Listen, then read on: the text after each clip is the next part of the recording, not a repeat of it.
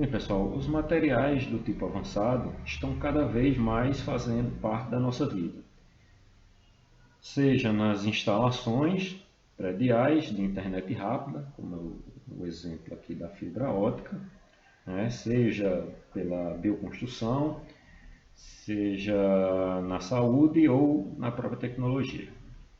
Dentre as figuras mostradas aqui no slide, deem atenção a esse assentamento aqui de bloco, tá? Utilizando argamassa polimérica com nanopartículas, tá? Que surge aí como uma nova alternativa ao modelo atual de construção, e também para que vocês se atentem às inovações tecnológicas que fazem parte do nosso cotidiano e que necessitam sempre de atualização profissional para projetar as obras para o futuro. Como já havíamos comentado, tá? Os materiais avançados são aqueles que possuem qualidades e avanços tecnológicos capazes de melhorar a forma como fazemos as coisas.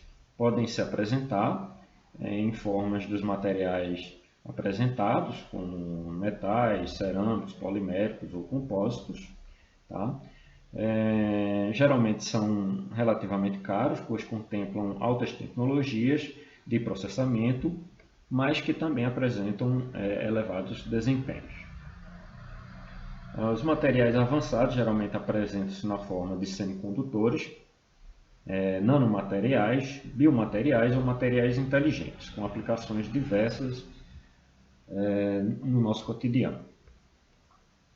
Os materiais semicondutores apresentam condutividade elétrica intermediária entre condutores e isolantes.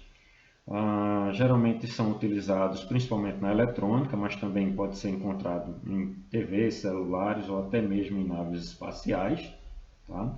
Mas o campo mais promissor talvez seja para a fabricação de supercondutores, principalmente para a obtenção de levitação magnética, mais precisamente em trens. A levitação seria utilizada para reduzir o atrito do veículo com os trilhos e levando praticamente a zero, tá, o atrito, fazendo assim com que a eficiência do transporte se tornasse muito mais alta, significando maiores velocidades em viagens e, ao mesmo tempo, diminuindo o consumo de combustíveis e o desgaste das peças utilizadas. Os principais elementos químicos para a transformação dos semicondutores são os elementos marcados aqui em cinza, tá? Em destaque para os elementos silício, germânio e o estânio. Os biomateriais, de certa forma, revolucionaram o mundo da medicina, principalmente nas próteses, podendo ser encontrado na forma de materiais cerâmicos, metais, poliméricos, compósitos ou até mesmo semicondutores. Os materiais inteligentes são aqueles capazes de sentir mudanças no ambiente e de responder a esse ambiente de maneira predeterminada. Bem, as ligas de memória de forma são ligas metálicas capazes de recuperar a geometria original pré-programada. Vou passar aqui um vídeo com maiores explicações sobre esse material. As ligas com memória de forma, também conhecidas como SMA, Shape Memory Alloys, são materiais metálicos que têm a capacidade de, depois de serem sujeitos a deformações, voltar ao seu estado inicial como resultado do aumento de temperatura, aumento de pressão ou outras condições de tensão. Os efeitos de memória de forma ocorrem devido às mudanças na estrutura cristalina do material, que são dependentes da temperatura e ou da tensão, às quais estas ligas estiverem sujeitas. A liga níquel-titânio, depois chamada nitinol, foi descoberta no Laboratório de Artilharia Naval da Marinha dos Estados Unidos em 1959 pelo engenheiro metalúrgico William J. Buehler, que pesquisava materiais para o cone das espaçonaves na reentrada da atmosfera. Esta liga se mostrou apropriada para resistir às altas temperaturas da reentrada na atmosfera e resistência mecânica. Porém, a capacidade de reter memória mecânica foi descoberta por acaso. Em uma reunião de gerenciamento do laboratório, uma tira reta desta liga foi apresentada e, depois de ser dobrada por um participante, foi aquecida pelo acendedor de cachimbo do diretor do laboratório, Dr. David S. Muzzey, e voltou imediatamente à sua forma inicial reta, para a surpresa de todos.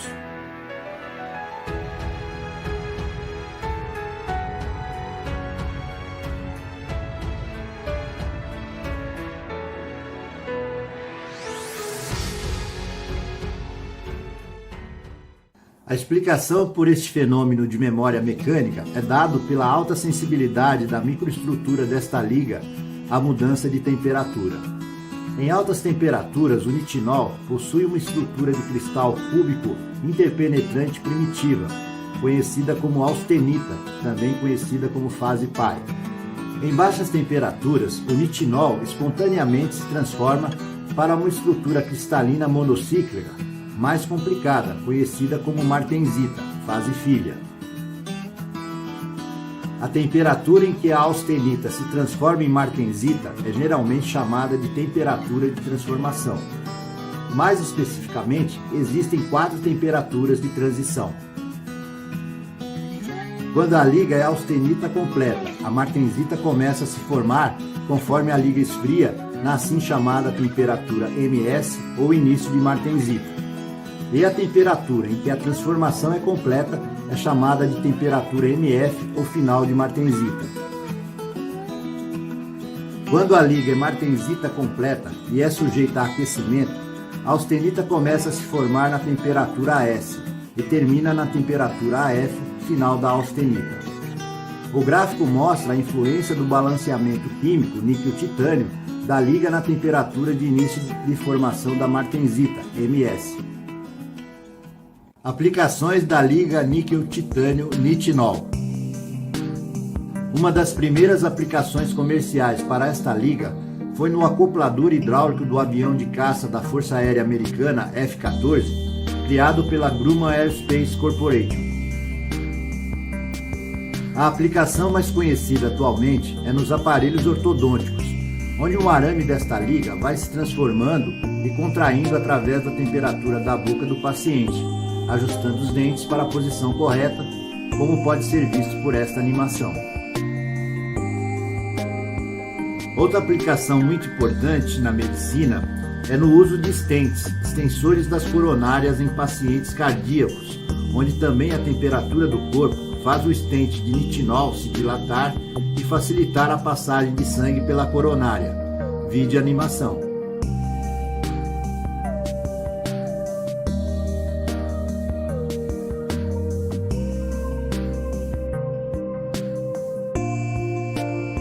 Os ossos quebrados também podem ser consertados com ligas de memória de forma.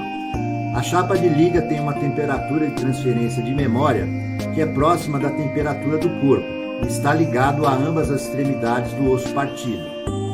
A partir do calor do corpo, a placa se contrai para manter a sua forma original, portanto, exercendo uma força de compressão sobre a fratura. Depois do osso estar curado, a placa continua a exercer a força de compressão e auxilia no fortalecimento durante a reabilitação.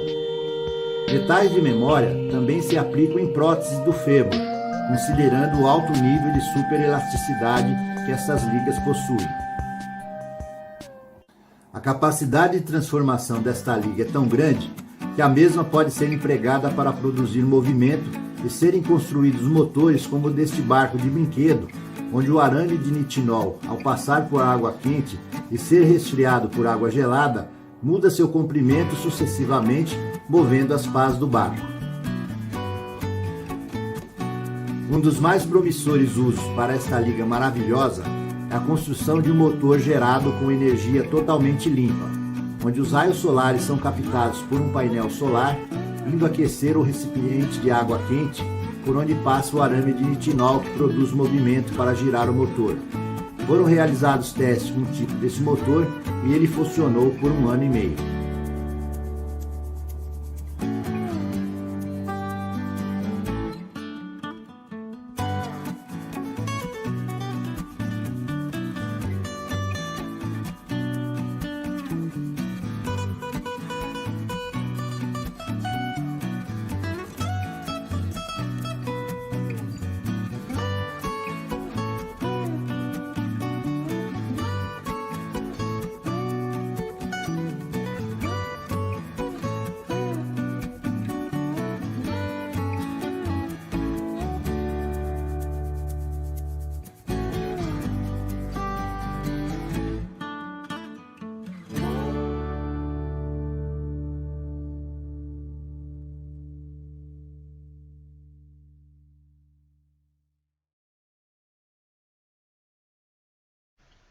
Bem, pessoal, esse foi apenas um exemplo para ilustrar, né, como eu já tinha falado em aulas anteriores, a busca do homem às suas necessidades, né? Então, o homem dotado de sua inteligência é capaz de buscar, depender da sua necessidade, os meios necessários para conseguir o que se quer. E aí, diante disso, né, a saúde, a corrida espacial e até mesmo as guerras, né, nortearam o desenvolvimento de muitos materiais que a gente encontra hoje à disposição. Bem, continuando, tá? Vamos falar um pouco dos nanomateriais, que são materiais produzidos com uma preocupação em escala nanométrica, né? 10 elevado a menos 9 metros, ou 1/1000 de milímetro, tá? Que resulta aí numa escala realmente muito pequena. Tá? Essas dimensões aumentam a interação entre a partícula e o meio, proporcionando aí desempenhos superiores aos fabricados sem esse tipo de tecnologia. Geralmente, né, são materiais com custo bastante elevado. Bem, pessoal, eu coloquei essa imagem, esse slide aí, tá, com um exemplo, tá, ilustrado aqui com essa figura aqui ao lado, tá, para lembrar do modelo atômico que eu falei para vocês, né, onde o mundo seria formado por bolinhas. Né? Na verdade, não é bem assim, né, mas esse modelo, o modelo das bolinhas, é o modelo que melhor representa o funcionamento dos elementos químicos.